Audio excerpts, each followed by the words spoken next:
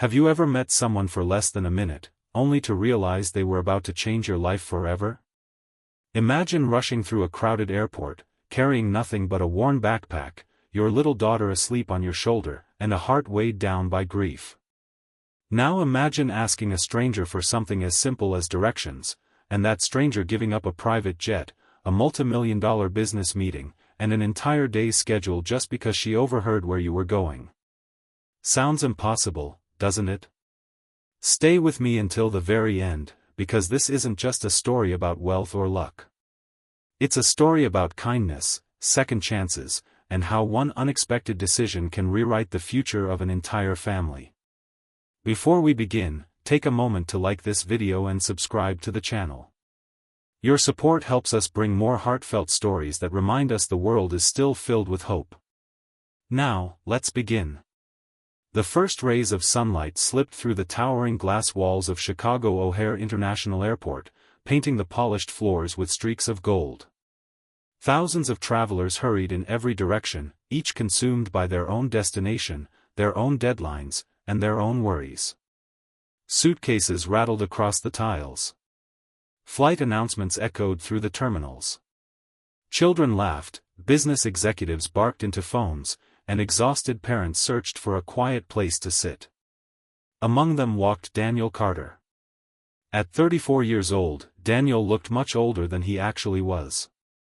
Dark circles rested beneath his tired blue eyes, his beard had grown uneven over several days, and the wrinkles on his forehead weren't signs of age, they were scars left by sleepless nights and impossible choices. Balanced carefully against his shoulder was a tiny 6-year-old girl named Lily. She slept peacefully, clutching a faded stuffed rabbit with one missing ear. Every few minutes she stirred slightly, whispering a single word. "Mom." Each time Daniel heard it, another piece of his heart quietly broke. 6 months earlier, his wife, Emily, had died after a long battle with an aggressive illness. She had fought with unbelievable courage until her final breath, never once complaining about the pain. Even during her final days, her greatest concern wasn't herself. It was Lily. "Promise me," Emily had whispered from her hospital bed, squeezing Daniel's trembling hand, "promise you'll never let her feel alone." Daniel had nodded through tears. "I promise." He had meant every word. But promises become heavy when life refuses to cooperate. Medical bills had emptied their savings. Daniel had sold his truck, then most of the furniture, and eventually even the small house they had dreamed of growing old in. He worked every job he could find, construction during the day, warehouse shifts at night, but no matter how hard he tried, it never seemed to be enough. Then came the phone call that changed everything. His estranged father, Thomas Carter, whom he hadn't spoken to in almost 15 years, had suffered a severe stroke. The doctors weren't optimistic. "If you want to see him," the nurse had said softly over the phone, "you should come soon." Daniel almost ignored the call. The wounds between father and son ran deep. Thomas had never accepted Daniel's decision to marry Emily instead of joining the family construction empire. Harsh words had been exchanged. Pride had replaced love. Years turned into silence. But Lily deserved to know her grandfather. And maybe some goodbyes shouldn't remain unfinished. So Daniel spent nearly every dollar he had left on 2 one-way airline tickets. As he reached the security checkpoint, Lily slowly opened her sleepy eyes. "Daddy? I'm here, sweetheart. Are we almost there?" "Not yet." She rubbed her eyes. "Will Grandpa be okay?" Daniel forced a smile that barely reached his eyes. "I hope so. Children have a remarkable ability to sense sadness." Lily gently touched her father's cheek. "You miss Mommy today." Daniel swallowed hard. "Every day." Without another word, Lily wrapped her tiny arms around his neck. "It's okay, Daddy. Sometimes comfort comes from the smallest people." After passing security, Daniel searched for their departure gate. Terminal C seemed endless. He checked the signs once. Twice. 3 times. Nothing made sense. His phone battery had died hours earlier after he spent the night researching hospital directions and flight updates. The airport map displayed on the wall only confused him further. He looked around, embarrassed. Everyone seemed busy. Everyone seemed important. He hated asking strangers for help. Still, he had no choice. Nearby stood a woman dressed in an elegant navy blue suit. She appeared to be in her early 40s, carrying a sleek leather briefcase while speaking quietly into a wireless earpiece. Her posture radiated confidence, and people instinctively moved aside as she walked. 2 assistants followed several steps behind, balancing tablets, folders, and phones that seemed to ring without stopping. Daniel hesitated. She looked like the last person who wanted to be interrupted. Yet she happened to be the closest. "Excuse me," he asked politely, shifting Lily slightly higher onto his shoulder. "I'm sorry to bother you. Could you tell me where gate C27 is?" The woman ended her call immediately. Instead of showing annoyance, she offered a warm smile. "Of course." She studied the overhead signs. "It's a bit of a walk. You're heading the wrong direction." Daniel laughed awkwardly. "I figured as much." She pointed down a different hallway. "You'll want to take that moving walkway, then turn left after the bookstore." "Thank you." He started to leave. Then Lily quietly asked, "Daddy, are we going to make it to Grandpa before he goes to heaven?" The hallway suddenly felt silent. The elegantly dressed woman froze. Even her assistants stopped walking. Daniel knelt beside Lily. "We're going to do everything we can." "But the doctor said." "I know." Lily looked down at her stuffed rabbit. "I just want Grandpa to know Mommy loved him anyway." The woman's expression changed completely. The confident executive disappeared. In her place stood someone carrying a pain of her own. She watched Daniel gather his daughter into his arms before continuing toward the moving walkway, unaware that she remained standing exactly where they had left her. One assistant cleared his throat. "Miss Harrington?" She didn't answer. Another assistant checked his watch. "The board meeting starts in 90 minutes. Still nothing. Her eyes never left the little girl disappearing into the crowd. Because 7 years earlier, she had once carried her own daughter through another airport. And that little girl had never made it home. The memory crashed over her with unbearable force. Hospital monitors. A desperate race against time. A delayed flight. One heartbreaking goodbye.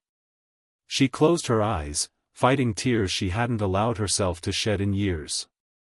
The assistant spoke again. "Your jet is waiting." Victoria Harrington slowly looked toward the enormous windows overlooking the private terminal, where her aircraft stood ready to take her to New York for what investors were calling the most important business merger of the decade. Billions of dollars depended on her arrival. Hundreds of employees were waiting. Entire companies expected her signature. Yet all she could think about was one exhausted father carrying a little girl who still whispered for her mother in her sleep. Sometimes life doesn't ask us whether something is profitable. It asks whether we still remember how to be human. Victoria took a slow breath. Then she made a decision that stunned everyone around her.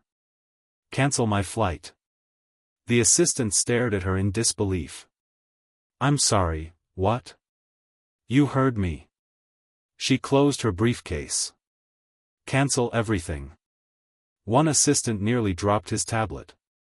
"The investors have already landed. They can wait. The board.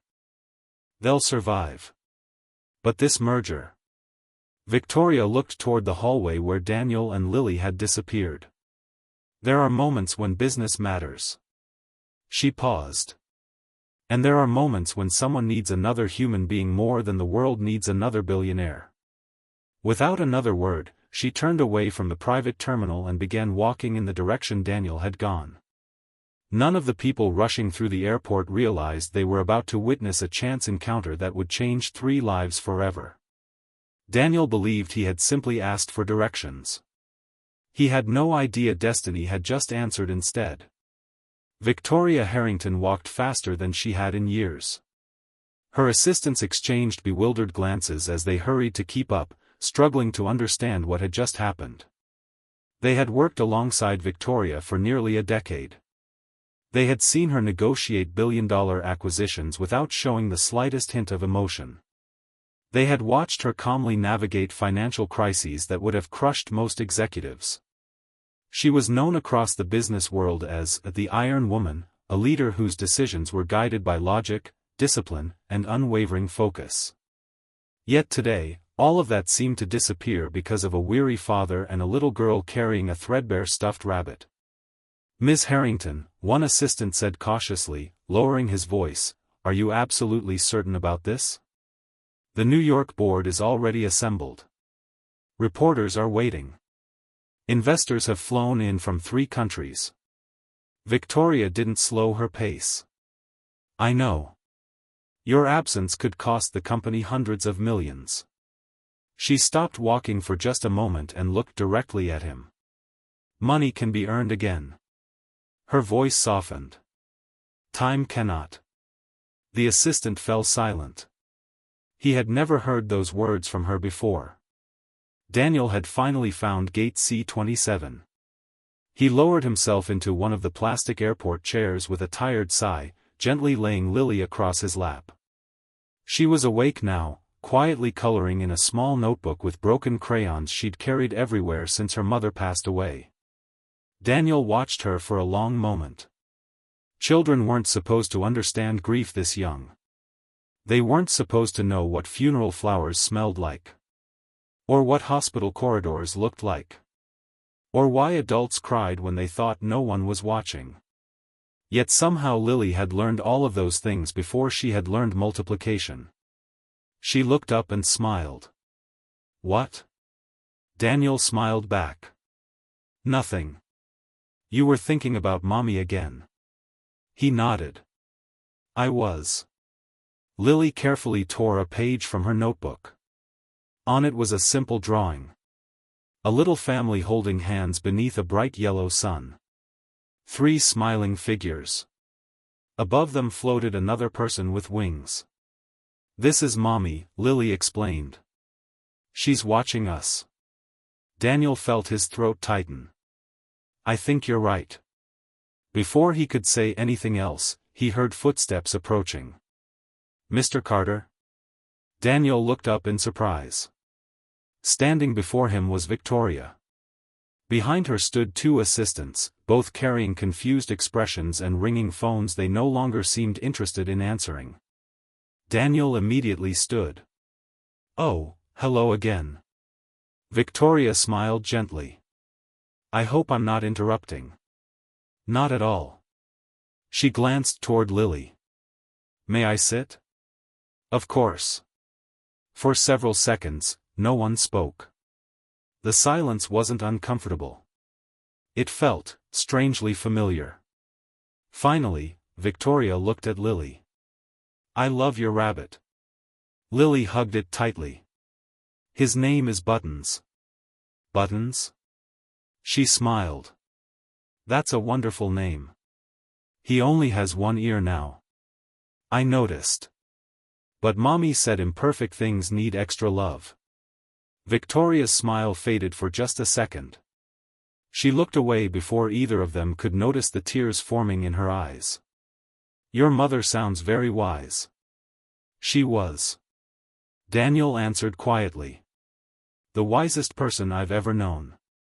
Another silence settled between them. Victoria took a slow breath. "I couldn't help overhearing where you're going." Daniel looked embarrassed. "I'm sorry if Lily disturbed you." "She didn't." Victoria shook her head. "She reminded me of someone." Daniel didn't ask who. Some pain was obvious without explanation. Instead, he simply nodded. We're headed to Cedar Grove Medical Center. My father had a stroke. Victoria's eyes softened. I'm sorry. We haven't spoken in 15 years. Then why go? Daniel looked through the large airport windows at the planes preparing for departure. Because sometimes forgiveness is more important than being right. Victoria absorbed every word. She had spent years convincing herself that success could replace relationships. Listening to Daniel, she suddenly wasn't so sure. What do you do? She asked. Daniel laughed quietly. These days? Whatever someone is willing to pay me to do. I used to own a small woodworking shop. You made furniture? He nodded. Custom pieces. My wife designed them. A gentle smile crossed his face. She had an incredible eye. What happened? The medical bills happened. He said it without bitterness. Just exhaustion. I sold the shop. The equipment. The house. Everything. Victoria found herself studying his hands. They were rough. Scarred. Strong. The hands of a man who had worked honestly every day of his life. Not once had he complained. Not once had he asked for sympathy. Lily suddenly interrupted. Daddy builds birdhouses now. Daniel chuckled. When I have the wood. They're really pretty. Victoria looked genuinely interested. I'd like to see one someday. Daniel smiled politely. I'd be happy to show you. Neither of them realized those words would soon become reality. Across the terminal, a television displayed financial news. Breaking news. Harrington Global CEO missing before historic merger. One assistant noticed it and quietly switched the television off before anyone nearby recognized Victoria. She sighed. This story is already spreading. Victoria barely looked. For once. She said softly. Let them wonder. An announcement echoed through the terminal. Flight 482 to Cedar Grove is delayed due to severe weather. Daniel closed his eyes. No. The delay was only 90 minutes. But 90 minutes felt enormous. He reached for his phone out of habit before remembering it was still dead. What time is Grandpa's surgery? Lily asked. Daniel hesitated. This afternoon. Will we be late? I don't know. Victoria noticed his hands trembling. Without saying anything, she stood and walked a few steps away. One assistant followed. Ma'am? I need a favor. Anything. Find out if there's another way to get Mr. Carter and his daughter to Cedar Grove today. The assistant blinked. You mean, commercial? No. Our jet. His eyes widened. The jet? It's still waiting. But that's a $6 million aircraft. Victoria looked at him calmly. It's also empty. He stared at her for several seconds. You want to give strangers your private jet? I want to give a little girl a chance to say goodbye to her grandfather. He had no argument. Minutes later, Victoria returned. Daniel looked up. I'm afraid your flight has been delayed. He sighed. We heard. There may be another option. What kind of option? Victoria smiled. My plane. Daniel laughed, assuming she was joking. I'm serious. His smile disappeared. I appreciate the kindness, but I couldn't. It's too much. I don't even know you. Victoria looked directly into his eyes. Sometimes the people we don't know need us the most. Daniel shook his head. I can't accept something like that. You can. No. It wouldn't feel right. Victoria leaned forward. Mr. Carter. My daughter once needed someone to help us. Daniel noticed the crack in her voice. No one did. Silence. I've regretted that every day since. Daniel finally understood. She wasn't offering charity. She was trying to heal a wound that had never truly closed. Lily gently tugged on her father's sleeve. "Daddy." He looked down. "I think Mommy would say yes." Daniel closed his eyes. Emily had always believed in accepting kindness with grace. She often reminded him that allowing others to help wasn't weakness, it was giving them the opportunity to do something meaningful. He slowly looked back at Victoria. "Why us?" Victoria smiled sadly. "Because I think today we were supposed to meet." Daniel's eyes filled with tears he had spent months refusing to shed.